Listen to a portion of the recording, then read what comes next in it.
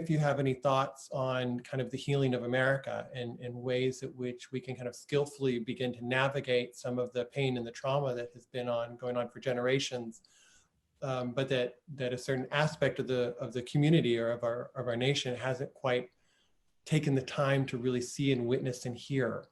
And what are some steps that we can begin to do that help support that? And I know that's a really big question, and I don't expect you to have the whole answer, but it feels like there's something important going on in the culture right now around trauma and around understanding trauma. And I wondered if you could share whatever thoughts you have about that.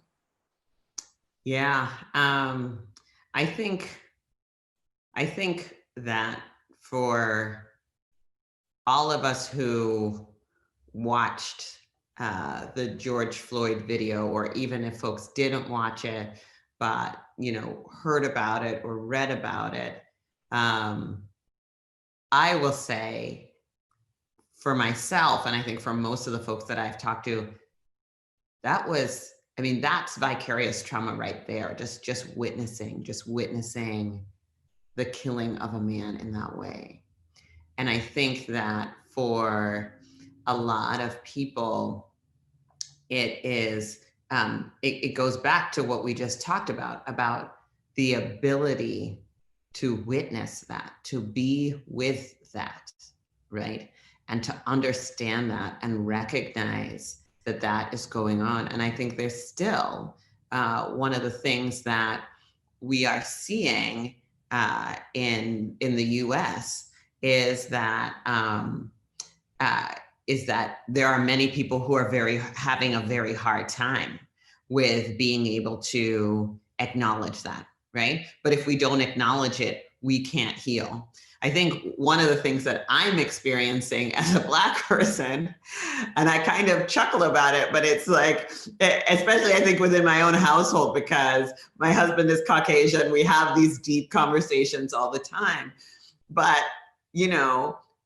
there's a way in which Black people, people of color, have known for a very long time that this is what's happening. This has been our experience. And I think there's many ways in which we recognize that, depending on, what our external appearances are, people live in we live in different countries. We have different experiences. We have different realities. And I think that the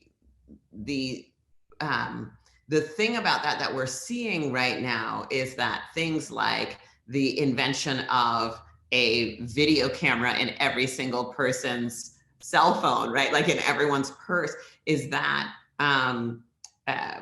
we don't have any plausible denial anymore. And so I think a lot of us are really reckoning. A lot of people are reckoning with what it feels like to have that be presented in a way that's really undeniable. And I think that's what feels so powerful about that video and about Mr. Floyd's death. And it's painful, right? It's traumatic.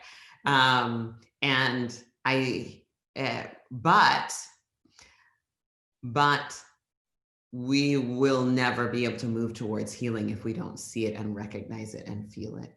And so as we are seeing it and feeling it and experiencing it as intolerable, right? We also have to recognize that